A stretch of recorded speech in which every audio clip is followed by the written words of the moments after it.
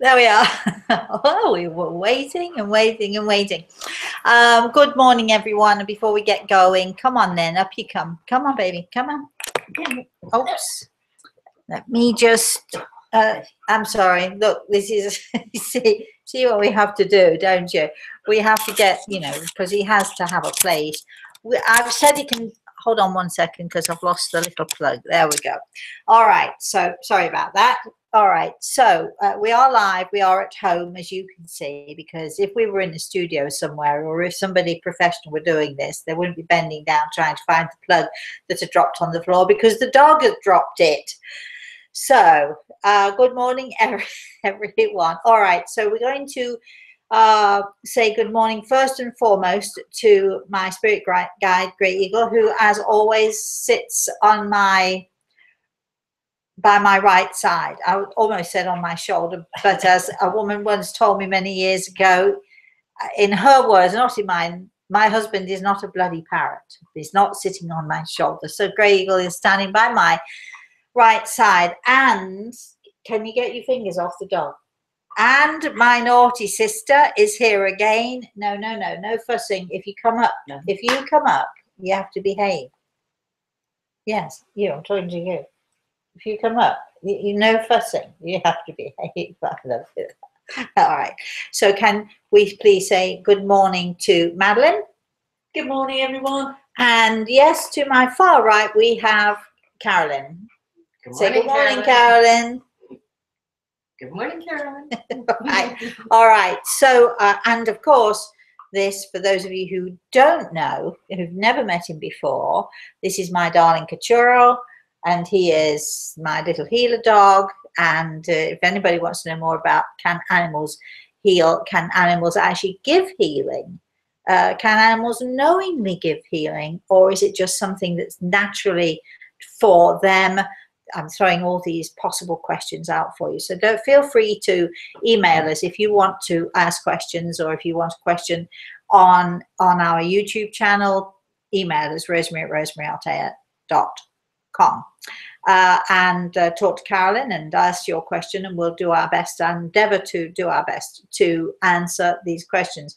All right, so I know that we've got a few people waiting this morning, and so I think what we'll do is we'll hop straight over. Carolyn, why don't we, I was going to start with something else and I've forgotten all about what I was going to start with. So Carolyn, why don't we go and have a question?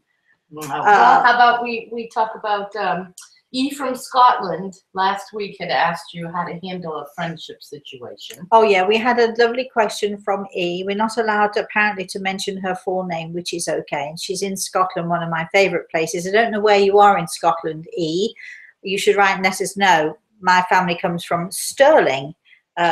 Should I say part of my family comes from Stirling. The other part of my family comes from Wales. Not a good mix, really. But anyway, but we do all right, Madeline, don't we? We sure do. Fine. So, all right. So we had an email from me. Those of you who watched last week or were with us last week heard her ask about how, I think the question was somewhere in the region of how do we end a friendship? How do you know when it's or time? Or how do you know when it's time to end a friendship? And I think, I hope, E, that I gave you a little bit of good advice, because friendships are very precious, and you should never, in my opinion, only in my opinion, you should never end them lightly. However, taking that advice, E emailed us, and we thought that you would all like to hear what E had to say to us, good or bad, after the show. So, Carolyn, could you read the email for us, please? Yes. So, Carolyn, please read this email to Rosemary and Madeline and thank her so much for me. I came back from the grocery store this morning and I bumped right into my friend walking her dog. Cut a long story short, I invited her and her gorgeous dog into mine for coffee, like Madeline said. And I explained to her how I felt. So we worked it out, and I am so happy because of it. Thank you for your great advice. Well, that's great. And we're glad to see that that friendship is probably going to grow much stronger for that, because, everything is about communication. And if we can't communicate, especially with our friends, who on earth can we communicate with? the most important type of communication, I feel, is being able to communicate with your own self, sort of learning to know what it is that you want, and then learning to know how to go about getting what it is that you want, and what you want in life, what you want in a spiritual sense, in every sense of the word. If you communicate with yourself and you're able to really understand yourself, then the next step is helping other people to understand you and to be able to communicate with other people in a way that is non-aggressive, in a way that is gentle and loving and kind, all those things. Communication is key. As you can see, we're communicating right now with Churro, who will not be left alone. But if he's not going to behave, we're going to put you out. Good behaving, look. Can I just say, E, well done for being brave enough to take on that little challenge. There you are. That's from my sister and from me too. Well done. Yeah. All right. So, okay. So, how are we going? What are we going to do now? We hope so, because if we don't have questions, then actually we quit. We stop. And I'm busy today. Do you know what I'm going to do today? You'll never guess what I'm going to do today. It is what is it? 10 weeks to Christmas. Time for the Christmas cake. Those of you who were with me last year will know Christmas cakes. You have to make a Christmas cake at least 8 weeks before Christmas. Now, people don't necessarily do that, but in order for a Christmas cake to mature, and in order for all that soaked in brandy that I'm going to tell you about later, to get into the fruit and mature the fruit and so on and so forth, it really has got to be, the very least, has got to be 6 weeks before the Christmas cake. So if you are planning on making a Christmas cake, or if you've never made one before but you would like my recipe, it's going in the book. We're trying to get the book. We keep saying we hope it's 10 weeks to Christmas. Oh my goodness. But we keep saying we're going to try and do it this year. But if we don't, for whatever reason, manage to do it, I will put the recipe up at some point on Facebook. It's very easy, very simple. And this afternoon, I'm going to make the cake. We're going to do a little film of it. We're going to do a little video of it, and we're going to definitely put it up on Facebook, and we're going to try and put it up on YouTube as well, so you'll be able to see just how simple and easy it is to make a good old-fashioned Rosemary style Christmas cake. Everybody makes their own. Now, if you're with me this afternoon and you actually watch the video, whoever is in the house has to stir the cake. This is the tradition of a Christmas cake, and the same with a Christmas pudding. You have to stir the cake and make a wish. So my sister's going to help me, and Carolyn's going to be here as well. I think we're going to make Christmas cake this afternoon. Why I'm blathering on about the Christmas cake, I've no idea. But anyway, all right. Oh, that's right. I'm busy. So shall we start with our first question? Carolyn, what do we have here? We have got Nate. Hello, Nate. Yep, brother Nate. He watches from California quite often. Yes, yes. He asks, Gray Eagle, are you aware of the soon coming transition of our Earth to a fourth destiny? And will you join us at any time in this new Earth world?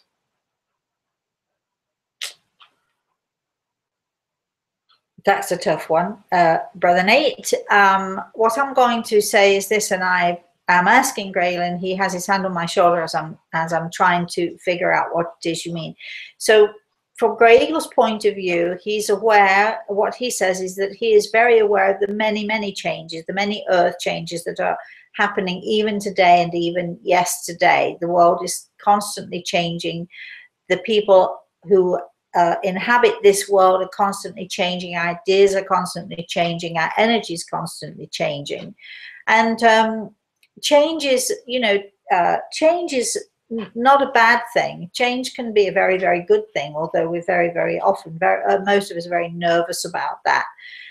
Gregor is laughing, and he says, where I go, he goes, and where he goes, I go. So wherever he will be, I will be also, and wherever, and the other way around as well. Can't do that again. But the world is constantly changing, and people have ideas. It's not that long ago. It's maybe 20 or I'm trying to think what it was, in the 80s or the 90s, I think it was, when I think it was the Jehovah Witnesses had a prophecy that that we were all going to die, and not quite. And please, if you're Jehovah's Witness, don't shout at me for getting this wrong, because this is not. I'm not. If you, whatever your belief is, works for me. If it works for you, it works for me. All right. But I think that there was this particular date that everybody in this particular religion was expecting, you know, that we're all going to, you know, die, and those of us who were in this particular faith were going to rise up, and the rest of us were going to not rise up and do whatever we did. And the date came, and everybody was anticipating the date, and as very often happens in these circumstances, when these prophecies are told to us, you know, I'm not saying that the prophecy is necessarily wrong, but certainly our interpretation, it must be, because that didn't happen, and what was prophesied for that date and time didn't happen. Then there were people who were saying that the world was going to do this, that, and the other when we went into this new millennium, and that also didn't happen. And it was, you know, the next day was the same as the day before, etc., etc. You know, there are the prophecies that come true, and there are prophecies that do not. And I think that's a question of our, perhaps in our humanness, perhaps not understanding quite clearly what it is we're being told, or we're misinterpreting what is being told to us. But if, you know, but here is what I like to do, and Grey Eagle has put his hand on my shoulder, so he's in full agreement with what I'm about to say.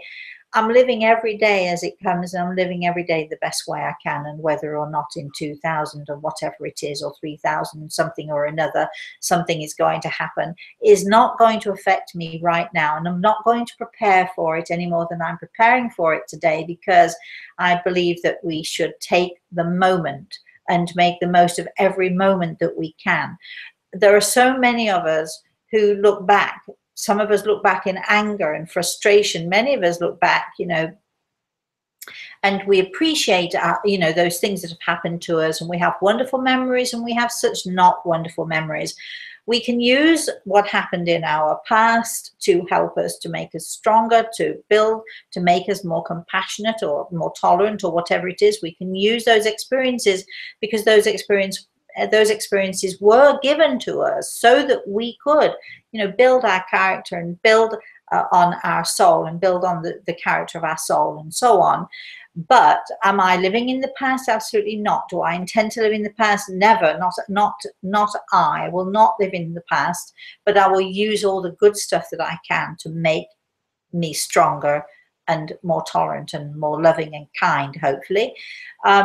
Do I live in the future? Am I worried about the future? Maybe I'll be planning for tomorrow. I'm an earth sign, so I'm going to be planning.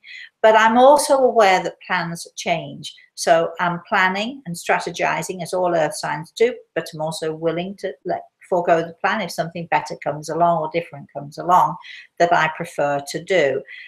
Nobody, you know what they say, when we mortals plan our days and our lives, the gods look down and laugh at us, because of course they do, because we don't know really, do we? None of us, what is actually going to be around the corner for us. So, you know, so I'm living in the day. Do I know that the world is going to change? I think it's already changing. I don't think it's something that's going to be. I think it's something that I know, darling. I think it's something that already has. If you can hear the moaning and groaning, it is not my sister or Carolyn. It's the puppy enjoying being fussed. So, you know, so my advice is live in the moment, live for every day, make every day the best and the nicest you can make, you know, be the nicest and the best that you can be, and let go of what has been and let go of what might have been, because when we're in those modes of, you know, too much of what has been and too much of what might have been, we're missing the moment. And I believe that God intends for us to savor every moment of this life of ours, because after all, it is only a blink of an eye before we're not here anymore. Shall we have our next question? Yes, we've got, and I'm not sure if I'm pronouncing this correctly, it's Tris Pryor Divergent is their name on YouTube. Good morning, Tris Pryor, and all of the rest of it too. She would like to, or he would like to know, do you know Jehovah Giordano? No. And would you have a message from her parents? I don't know her, and we did this a little bit last week. You know, YouTube is this is a, you know, it's a very quick, less than an hour, and I'm not. This is not a place for me to give messages. I'm much more responsible than that. I would need to know a little bit more about who you are and who you're asking, why you're asking for someone else, because, you know, these are private things for people. And I'm not going to be, you know, I'm not going to be giving messages or sending messages to people unless Gregor explicitly, which he does sometimes, explicitly says that I should do. So I'm awfully sorry, Diane, but I can't help you there. Next question. Can we have the next question? Jessica would like to know if you could tell her about her house situation and how it's going to go. I think here's the next thing, and that's exactly the same thing. So no, this is not a forum for me giving messages, although it does happen sometimes. This is a forum where we talk about, you know, the many different aspects of our spiritual lives and the questions that, you know, people have pertaining to spiritual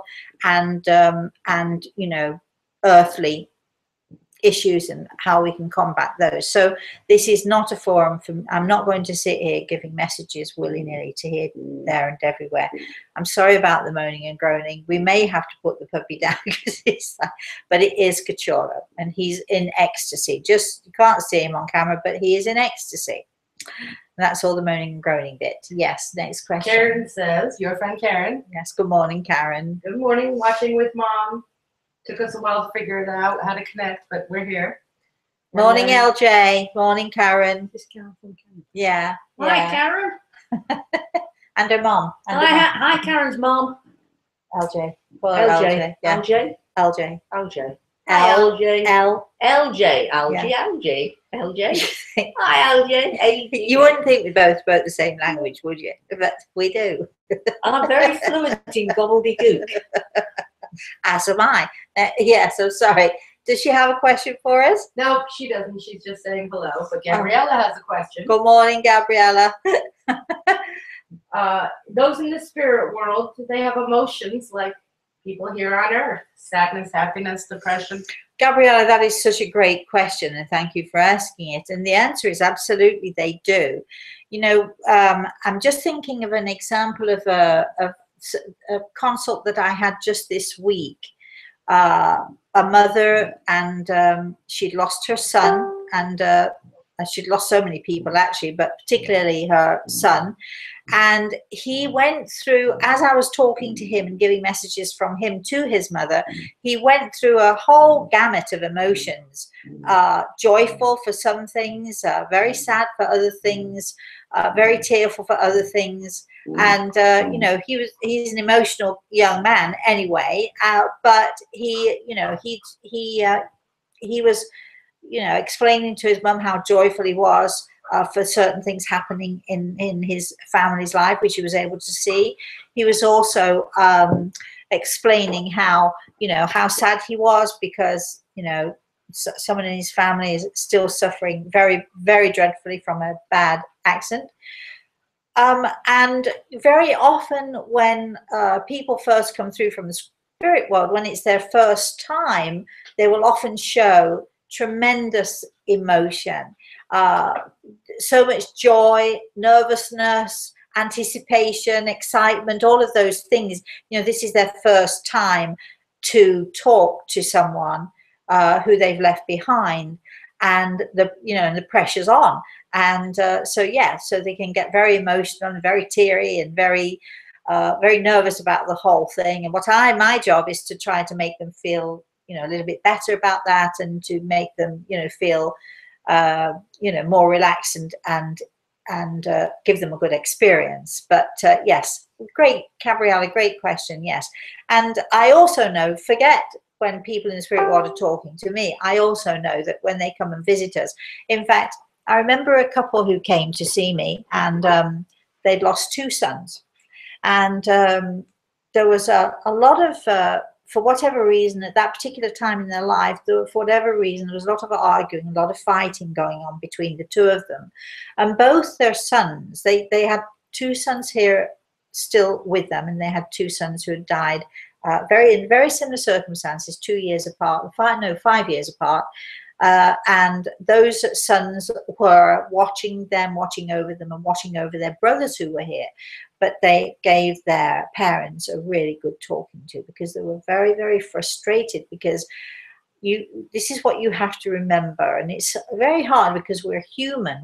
In our humanness, we go through all of those emotions. And sometimes, in partnerships, we have those times when we're fighting, we're arguing. Well, imagine when someone from the spirit world comes to visit you, especially if it's a young child, or especially if it's a teenager or something, and they come and visit, and all they're hearing is you arguing or fighting or being mean to each other.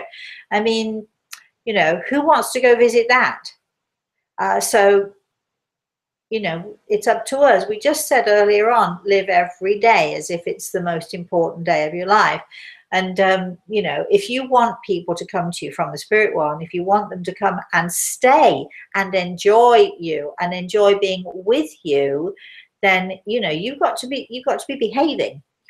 Behave, be nice. Don't be mean to each other. Don't be shouting at each other. I know it's easy for me to sit here and say it. I'm on the sofa, my sister, we grew up in a household, right, Madeline, where there was, actually not too much shouting and arguing, but there was a lot of bitterness and a lot of stuff going on, right? Our brothers, our older brothers fought a lot. Every Sunday morning, we'd sort of watch them. They went at it fisticuffs. If you want people in the spirit world to come visit you, it's the same as if you're inviting someone over for dinner. You invite friends around for coffee. You try to make the environment the nicest it can be. You try to make the environment good for them and nice for them. And this is what you have to do. And if you want people in the spirit world to visit with you, you've got to make the environment as pleasant as you possibly can. Otherwise, they're going to get upset, and they're going to get, they're going to sometimes get angry or frustrated with us. So that, you need to bear that in mind. Okay. And it's easy to forget it because, what did they say? Out of sight, out of mind, so to speak. You don't expect people to come and sit and plonk themselves down on the sofa with you while you're watching TV, do you? But they do, all the time. Next question. We've got Rudy Morales, and I have their permission to use their whole name. Hello, Rudy Morales. We've got another Morales sitting on the sofa. Did you tell him that already? Okay. This person is saying, I still watch the old Lisa's show episode when their mother and father were on the show and you saw her little brother. Yes. So her parents you connected with her brother. Oh. On Lisa's show years ago. Ah. Yeah. I never knew your name, Lisa Morales. I don't think I ever got Rudy to know Morales. Rudy. Yes. I don't think I ever got to know your name. I don't, yes. If anybody else would like to know what Rudy's talking about, okay, you can go on YouTube. I think on my YouTube we've got the Lisa video, and I think it's the point. She has to correct me, but I remember this very clearly. I was on the stage at the front with the cameras, and Lisa Gibbons is a phenomenal, wonderful person. She used to say to me, Rosemary, do whatever you want, go wherever you like, we'll follow you. Whereas very often in a TV studio, it's stand on this line and don't move because the camera has to, But Lisa was just wonderful, and she'd just say to me, go wherever you want to go, Rosemary, we'll follow you. And I remember, I think this is the one, I had to go all the way to the back of the audience, and I could see this young boy trying to connect with his family. And I do think also that his sister, who I'm talking with now, right? This is Rudy. All right. The sister was sitting here and the parents were sitting sort of like 3 or 4 seats across. So I didn't even know that they were together. But I think your brother really actually said she's with them. And we were able to piece the whole thing together. And if this is you, yes, I do remember it very clearly. I have a feeling, was it Tim or Timmy, the little boy's name? Oh, bless you.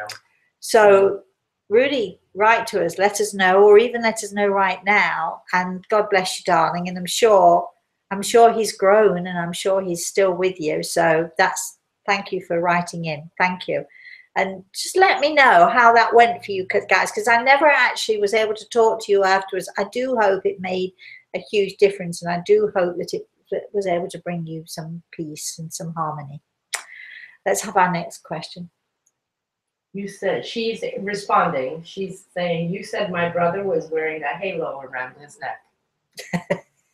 Yes. Well, sometimes that happens, not very often, but sometimes yes, because very often someone will say in the spirit world will say tell her I'm her angel, but then we know that angels are perfect, and I think your brother was trying to say, but my halo slipped. It slipped. It's not. I'm not so perfect. I'm not a real angel, is what he was saying. What a great sense of humor he has. Right. Okay then. All right. We've got Jessica who asks, how did you know you could talk with the spirit world? Well, my easy answer to that would be read my first book, The Eagle and the Rose. But I used to hear voices when I was a little girl all the time. And it was not favored. My mother's mother was a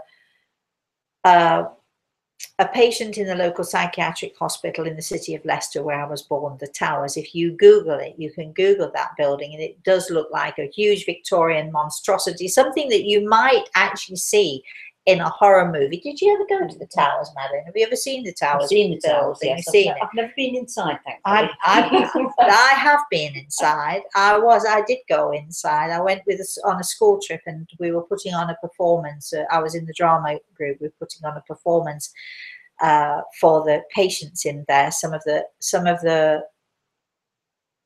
I'm going to say the better, or anyway, some of the patients. And I remember we were instructed by our school mistress, to be on our best behavior. And after we did our performance, then the patients and the staff made us tea. They had tea and cakes and what have you. And as girls, we were supposed to ask the patients, can I get you a cup of tea? Would you like a biscuit? Etc., etc., all of those things.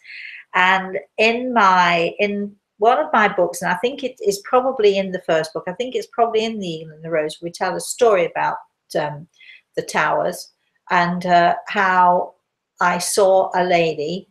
I mean, not real, a real. Oh God, I'm going to be in big trouble with Greg on that, because I said real, and we all would know that's all real. But I saw a patient there who had put herself way, way away from everybody else. It was a huge, huge hall, and she'd taken a chair and she put it all the way down the bottom of the hall. And as girls, we were told we have to make sure that all the patients are well taken care of. So there was a little group of us, and we were all looking at this woman who was way down the far end of the hall by herself. And I have to tell you, I was only a teenager at the time, and she looked pretty scary to me, and it's a pretty scary place, because, being thrown into this environment was not an easy thing. And none of the girls wanted to go and see if this woman wanted a cup of tea, but it was our job to do it. And I volunteered, and they're all saying, well, I'm not going, you go. No, I'm not going. And I said, I'll go. So I remember going down, or walking all the way down to the bottom of the hall, and sort of facing this woman. And that to this day, if I don't even have to close my eyes, actually, I can see her as she was then, sitting in a chair all by herself, completely isolated. And she had a cigarette, and it was a long cigarette. And I would say that more than 3/4 of the cigarette was ash. And I'm not kidding. And she held it so still, the ash did not move. She was so still that the ash stayed exactly where it was. And I remember saying to her, excuse me, could I get you a cup of tea? And there was not a blink, not a movement, nothing. So I said again, excuse me, I'm sorry to disturb you, but can I get you a cup of tea? And I asked her 3 times. She didn't blink, she didn't move. She held the cigarette. She wasn't smoking it. It was just this ash that was getting longer and longer and didn't even move. This was how still. It's almost catatonic. This was how still she sat. And then a nurse came up behind me and she whispered to me very quietly. She touched my shoulder and she said, "It's all right, dear," she said. "She's not at home today." And I remember it for all of my life. That patient was not at home today. She's not at home today. And I feel sometimes that those in the spirit world, when they come and visit us, and it's almost like they're behind glass and they're looking at us and we're not aware of them, and they're maybe tapping on the window. "Do you want a cup of tea?" They're tapping on the window. They're trying to get to us or trying to let us know that they're there. And sometimes it's very important to them to let us know that they're there, because they can help us in our grief. And I sometimes feel like, that they must feel like this woman, that we're not at home today. We're not listening. We're not paying attention. We're totally unaware of what is going on around us in the spirit world. We're not at home today. So my job is to go around breaking windows, basically making sure that you might not be at home, but you're going to listen anyway. So I always remember that lady. I can't remember the question. How did I know that I could, since forever, since at the beginning, I knew that I was able to talk to people who have passed. But I'm going back now, many, many years. I was 14 or 15 years old when I first went into the towers. And I had that experience with that woman. And I can recall the exact description. I can recall her hair. I can recall her hairstyle. I can recall her face. But that was a gift to me. And I think, in many ways, as I was growing up, I was being prepared over and over and over again in little ways, being prepared for what was to come in the kind of work that I was to do, because I needed that experience. I needed to understand that sometimes people are so desperate to escape their lives that they simply are not at home to us. And as I say, even today, it hits me and it gets me thinking about her and the sadness and the whole way that she removed herself. It was very, very, it was very, very sad for her, and I'm still affected by that today. And that's my story. Let's move on, because I'm going on again. Okay, we've Do got you have anything to say? Have you got anything to say? Have you got anything to say? If you want to ask Madeline a question, anybody out there, you can. Okay then. Sharon is asking, can spirits basically watch over two people at the same time if they're in different places? Yes. Because time in the spirit world is very different than time as we know it here. So, time is it's almost like it's much faster, but it's also much slower at the same time. It's very hard to describe it, but the answer is yes. We've got the puppy coming up again. Come here, baby. Come on. Oh, it's curling up. Yeah, that was not Madeline making that ooh sound. That was the puppy. No, I said ooh. You said ooh. As he landed on my he said ooh, like that. As he's snuggling into his mom. Yes, go ahead. Who? Bren. Hello, Bren. Bren. I'm caring for my 91-year-old dad and mentally challenged sister. I need advice from my mom, aunt, and friend on the other side. Can I speak with them directly, hear their answers, or do I need a medium to help? It's possible that you can do both. There's only one thing about when you're communicating with them by yourself, because I have a feeling, Bren, that you do communicate with them and you do hear them from time to time, because Gregor is coming in on this part of the conversation, and I feel that you already have a sense of them around you.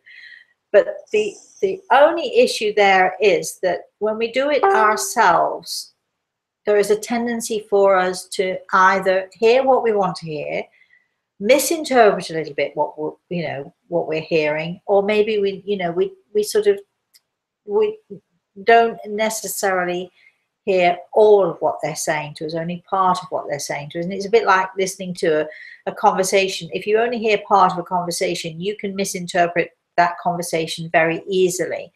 So you can, I'm sure they're with you, and I'm sure that you do connect with them, and I'm sure that they're there encouraging you. And what a good girl you are to take on the burden that you have, and how wonderful a person I feel you must be to do that, because that's tough. That's tough, right, Madeline? That's to take on, for sure. to take that on is, you know, you've got to be a certain very special kind of person. If you want to communicate with your mother and with your family properly, I'm going to suggest that you do find a good medium. It's very hard. There aren't, I'm sorry to say this, but people have heard me say it before. There are so many people out there who claim to be and claim to do, and some of them are very, very lovely people, but with a little bit of knowledge, and a little bit of knowledge can be a dangerous thing, as I've just said. If you find someone out there who claims to be a medium, but they're not hearing all of the conversation, or they're only partly communicating with someone, and they're not able to do a thorough job of it, again, you're going to get are going to get misconstrued. So my advice to you would be to find, if you want to go that route, find a good medium. Just because somebody charges a lot of money does not necessarily mean that they're good. Just because someone charges a little does not mean that they're necessarily bad. My advice to you is go on recommendation. Don't just, pick somebody out of a hat. Don't believe everything you hear either. That's including what I'm telling you. Do not believe, just because somebody says that they can do this does not actually mean that they can. So make sure that, you do your homework beforehand. And for all of you out there, if you do want to do this and you have an experience or you've had an experience, if you find that you're talking to a medium, and I don't care whether you pay $20 or whether you paid $200, whatever it is you paid, if you have an experience and it is not what you wanted, and you feel that it's not what you wanted, don't pay. Ask for your money back. I will always say to people, if I do this for you and it's not what you want, or if I feel that the communication has been poor, then I'm not going to charge you. And you can have one of two choices. I can refund your money, or I can just keep trying with you until we do get it right, and I will not charge you anymore for that. So that's one sign of knowing whether somebody is real or not real. Okay, so just be careful which way you go. But I feel very strongly that your mother is with you, as you know this. I think I'm not telling you anything that you don't already know. And I do think that you do hear it from time to time also. Okay, let's have our next question. Rudy got back with you, just a quick message. Her mother passed almost 2 years after the show, and she was just curious if her mother was with her little brother. Without a doubt. I don't think he's so little anymore, though, Rudy. I think he might have grown a bit, but without a doubt, I'm asking Grey Eagle. I've got his hand on my shoulder. He's squeezing me and nodding, and without a doubt, they are together. Without a doubt. And I'm so sorry that you lost your mum, because, you went through a very, very, your whole family went through a very, very, and it's probably still a very traumatic and difficult time. And we've got a question from Tris Pryor again. Hello, Tris. Can you talk about the Pleiadian starseeds and the starseeds in general? No. Okay. I don't know. I would love to be able to have that knowledge, but I don't. And again, if you want someone real, then you're going to have someone who's honest and true. I mean, I could sit here and pretend I know exactly what you're talking about, but I don't know anything about it. I might like to know more about it, and maybe you, Tris, are much more educated in that realm than I am, and that would be fascinating. Perhaps it's a fascinating subject. So I'd love to be able to help you, but I can't, because I don't know what you're talking about. Bren says, thank you so much. I have tears in my eyes. I will follow your advice and keep doing what I need to do. Much love to you, beautiful ladies. Oh, thank you. And let's see, we have got Beth. Beth's husband was laid off after working for the same place for 15 years, so she would like some advice for him. He's been having difficulty finding a new job. normally, again, I would say we don't do this kind of thing. However, I'm not giving you a message here. I'm not, not going to map out your future for you. Not that I couldn't do that, but not here in this forum, in this moment. However, I can say this to you, Beth, very often, I don't know if you know this, the word trauma actually simply means change. And I know that you're going through a very traumatic time right now, and your husband particularly, he probably is feeling very let down. He probably is feeling that, he gave them his loyalty, but they, that he's obviously feeling sort of as if he's been cast aside.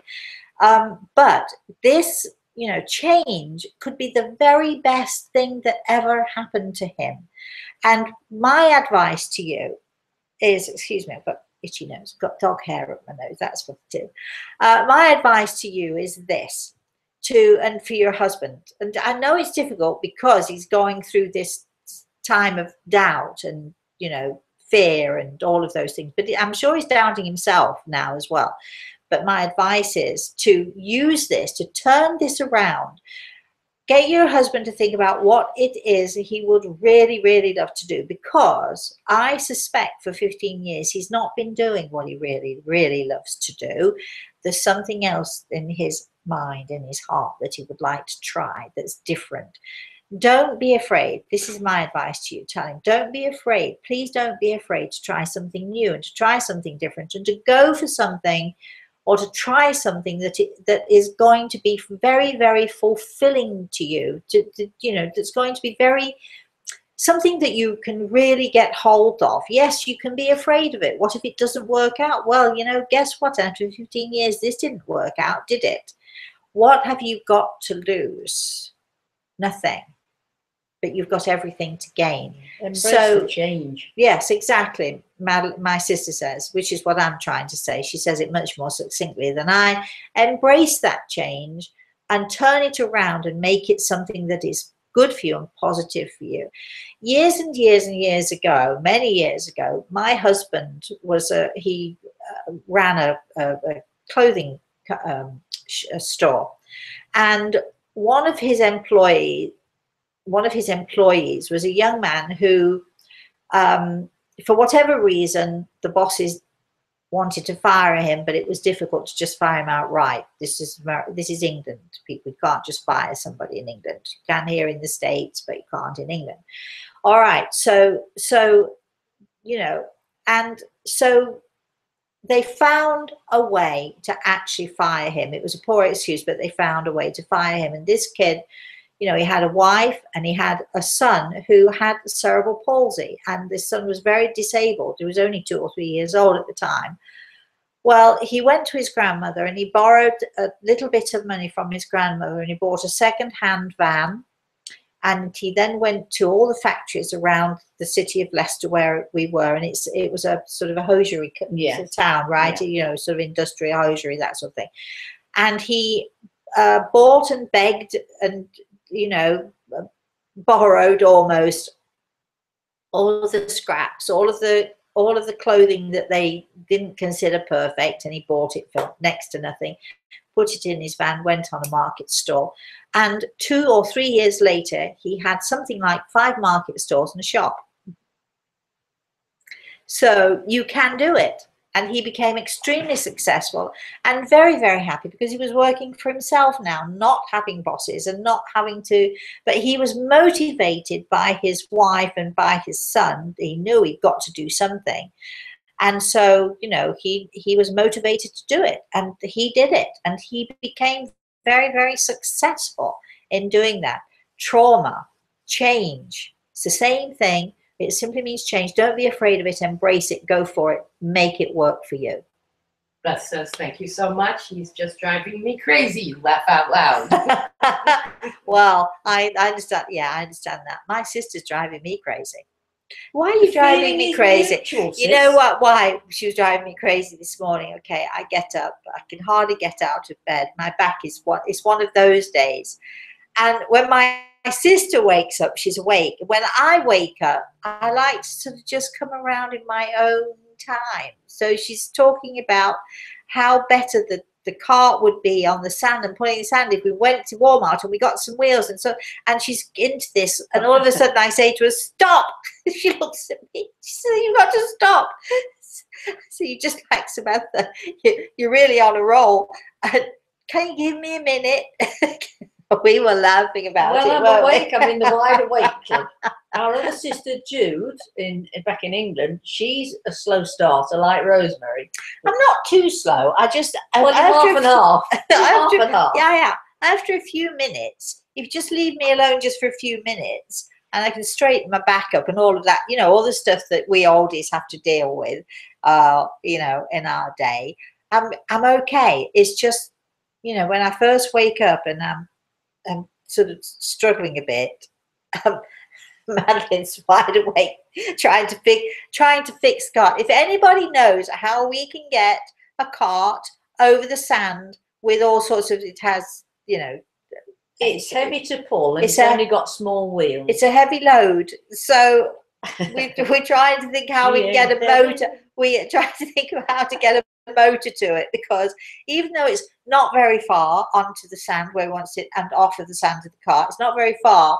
Those short trips are. It's all the ice in the cooler and the cans of Coca-Cola. Well, actually, it's all that's advertising. It's all the food and all the rest of it. It's all the food we take with us. All right, sorry. Next. We've got Jan. Yes, Jan. Good morning. She says, hi from Jan. I have a problem with my will to thy will. My faith is being tested. What if it is my time? I'm not afraid to die, but I'm afraid for those left behind. I'm asking God to heal me. Jan, first of all, that I will to thy will is a tough one. I know it is. It's, you know, whenever we ask to be a part of God's healing work, whenever we are working as healers, sending healing or receiving healing, you know, we're always at the mercy of God anyway. God decides. And so, you know, when we say I will to thy will, I get it, because you want to push it, don't you? You want to, you know, you want to make things right with your family, or you want to make things right with the person who's sick, or in this case, you want to make it right so that your family don't have to do without you, etc. We're working with you, darling. You know, I think maybe, you know, you can call me or FaceTime me or something or another, and we'll talk about it. I don't know when you're coming back to Florida, Jan. I'll try and help you as much as I can, and maybe a conversation, you know, between the two of us. I'll help you in any way I can, darling. But I know that it's a struggle, and I too, like you, Jan, I feel that, well, I hope, I don't know until I get there. I don't know until the moment, but I don't think that I'm going to be afraid to die. I'm going to be afraid to leave behind my daughter and my grandson. I want, you know, because we have such a close relationship, and I just want to be there for her. That's my, you know, that's my wish, to be there for her. And this is the reason that I want to stay around for as long as I possibly can. This is the main reason. The other reason is I'm having a blast, and it's a great, you know, it's a great life and so on. So I get it, what you're saying, Jan. You know, we just have to live with the fear. I do get it, and it's perfectly normal. It's a perfectly natural thing. But please email me, and I know you know my email, and so email me, and we'll arrange a time when we can just have a few minutes to chat, you and I. That might help you a little bit. I do my best to put your mind at ease if I can. All right, next question. We have got Ambra. She's listened on and off, and she says, good morning. Good morning, Ambra. Love you. She's tickled that Madeline's visiting. I'm tickled that I'm visiting too. She says, we were actually singing this morning. I know an old lady, do you know that song? Who swallowed a fly, I don't know why she swallowed a fly, perhaps she'll die. I know an old lady who swallowed a spider. That Wriggled and tickled and tickled inside her. She swallowed the spider to catch the It was an American or a Canadian that sang that song, and it was Burl Ives. Yeah, Burl Ives is amazing, amazing. I love him to pieces. But we were singing that this morning, and every time we got to wriggle and tickle, sorry, it just reminded me. She's tickled that my sister. We should be singing this afternoon in the kitchen when I'm making my Christmas cake. Yes. Does she have a question? Yes. Hi, darling. Yes. She says, my dad had an idea a few months ago that has changed the course of my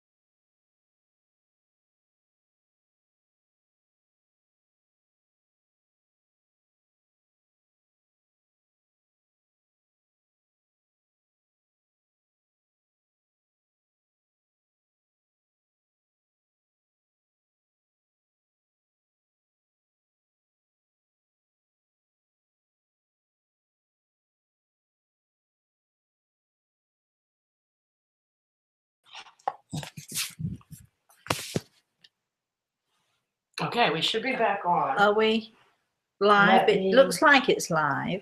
Yep. Yep. Are we continuing Okay. then? It looks like it. Yes, on the screen is black. Okay. Okay. All right. So So sorry. just tell everybody, yeah, we had a little technical difficulty. We there. had a technical hitch. Madeline, are you coming back in? I'm coming back in. Hang on. We had a little technical hitch there. We're not quite sure what happened. We're sorry if we went blank on you for a few minutes. We went blank on ourselves for a few minutes. I actually think the plug got pulled. That's what I think. All right. So we were reading So we're Amber. back. We're back with Amber. Yes. And Amber. come on, sweetie. Control. Come on. Come on up here. You all right? Yeah. Amber Okay. says, my dad had an idea a few months ago that has changed the course of my life and given us both new purpose. I have taken a leap of faith toward our dream. We haven't discussed it with many people because of their negativity. Are the spirits guiding us towards our package dream? And I asked, what is a package dream? And she says, we want to move to the mountains in East Tennessee. It was my 84-year-old dad's idea, but I will have to do all the work. And she says, I don't care if our dream can come true. Okay. The spirit's guiding us, basically. Here, well, those in the spirit world, not the spirits, Amber, those in the spirit world, who are your family, your loved ones, and your angels too. I think it's fantastic. So do I. I mean, good for you. I hope it's not just your dad's dream. I hope it's yours too. I hope that you want to do this as much as he. I think it's going to be very hard for you. I have to be honest here. I think it's going to be very hard for you. And I've got Grey Eagle here talking to me about this and hoping to guide you a little bit on this, because this is going to be something. This is really going to be something. And you're going to struggle for a while, but my goodness, go for it. Live your life, live every day like it matters. This is something that you can do, not just for your dad, but for you too. And I think it's going to alter your life in the course of your life, eventually in a very, very, very positive and wonderful way. So go for it. And yes, of course, those in the spirit world are going to help you and they're going to guide you. You're going to have times of doubt. You're going to have moments where you're going to think, did I do the right thing? Don't let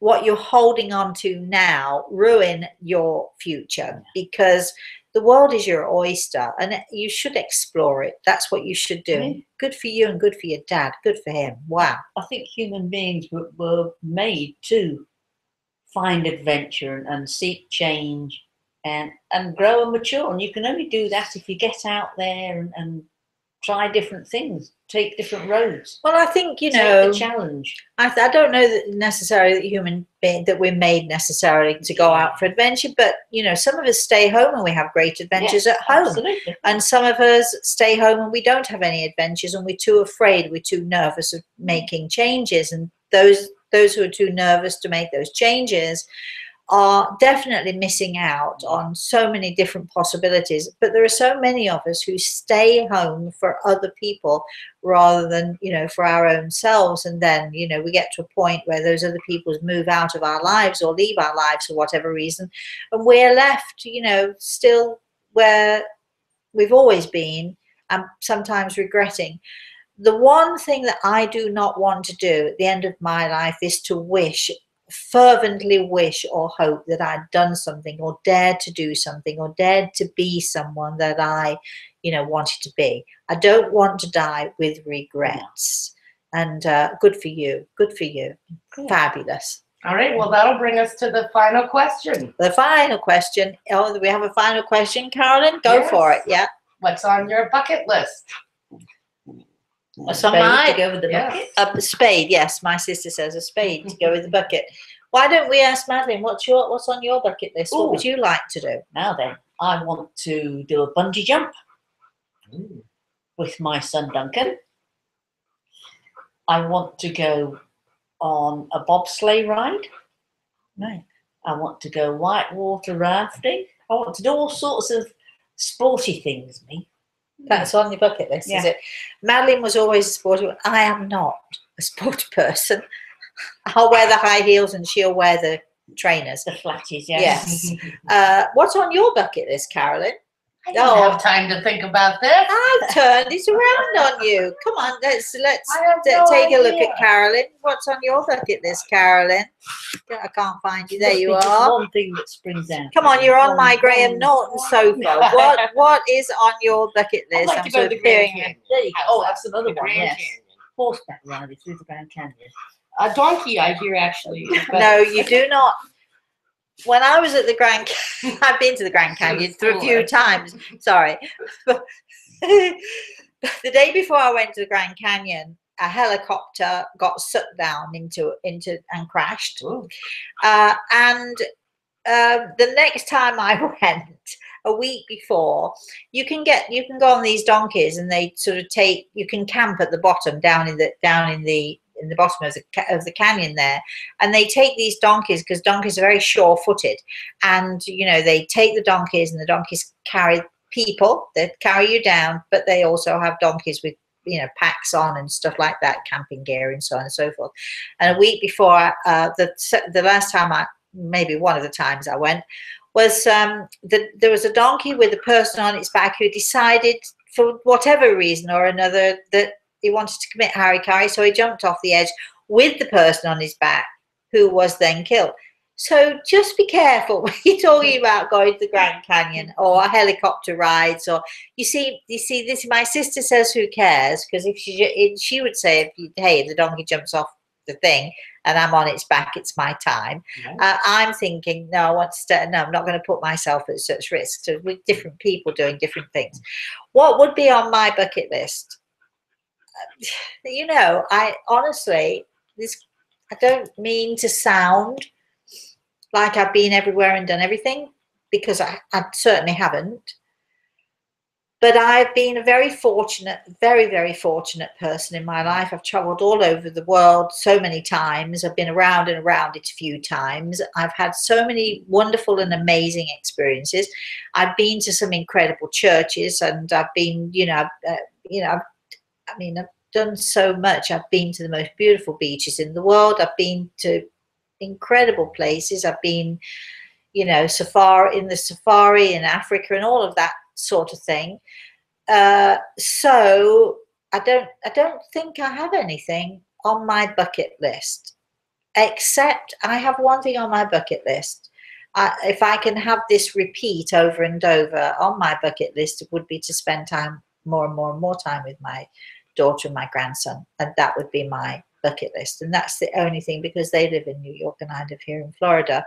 So I do think if anything was on the bucket list, it's very unexciting, I'm afraid to tell you, but I'm very contented with my life. Oh, I have to say, I'm very contented also, but I still have a bucket list. I can't. I honestly, I can't think of anything, to be honest. And that's why I actually asked that question. Why? Because I was wondering, with as many amazing things that you've been able to experience in your life, is there one thing that you didn't? And so it's kind of nice to know that. I can't, off the top of my head. If I think of something, I'll let you know next week. But off the top of my head, is there something that I would really love to do that I haven't done? I was going to say make my Christmas cake, because it's in the back of my mind. But no, I've done that before. I've done that before. Yeah, get the cookbook published. Yeah, that's That could be on my bucket list yes. as well. Yeah, get the cookbook. There you Before are. the You eyes see, go too that's far, I that's can't on, read it. that's on my bucket Can you list. do it in Braille as well, please, just in case? Thankfully, we have audiobooks now. I don't have to go to the Braille. That'll do. But if you can't see and you can't Well, there you go. hear, you can't cook. so it's no use. I'll Use to you. I'll ask God to put on my bucket list for heaven then. Well, no ears, no eyes. We had a dinner party. I had a dinner party last Saturday. We did salmon 2 ways, which the recipe's in the cookbook. This amazing cookbook we talk about so much. I did a salmon en croûte, and I made an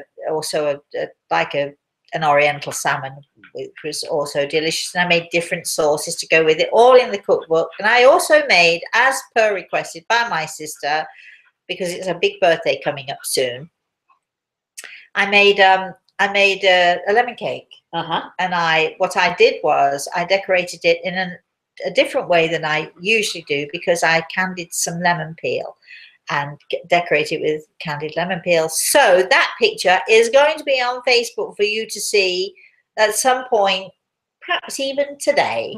We can send a picture of the lemon cake. It looks fabulous. Well, I think it does anyway. Looks good. Tasted pretty nice too. Tasted, yeah, great. Tasted great. So we had a great dinner party with lots of lovely people. So that was nice. All right then. Is there anything else that I have to say then? I have to say then, for my bucket list, I've got to put the cookbook on bucket list. I'm working at it really hard. I thought that on your bucket list, it was something you didn't have to work hard for. I thought the bucket list was, something that exciting that you'd like to do before you go. Yeah, I think, yeah. And I shouldn't say I've done everything, because God might think, well, in that case, off you go then. Come on with us. So I have to think of something. Live every day. This is what I'm saying to you. Never mind what might be coming in the future. Never mind what happened in the past. Learn from the past. Learn, by all means learn, but don't live in the past, because today is the most important day of the rest of your life. So make it so. Be nice. Write letters. Call someone and be nice to someone. Do something nice for someone today, even if that someone is only you. Do something nice for someone every day and today. In the meantime, until we see you again next week, and Madeline should be here next week, get your fingers off the button, Carolyn. She's inching over to cut me off here. So In the meantime, you can reach us on Twitter, on Facebook, on Meetup. Hello to everybody on Meetup, by the way.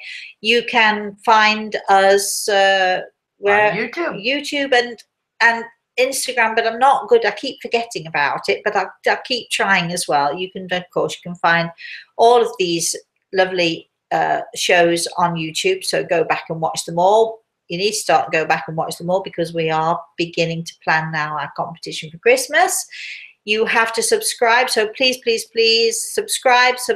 Get your friends to subscribe. Everybody get going subscribing because you won't be eligible for the competition if you don't.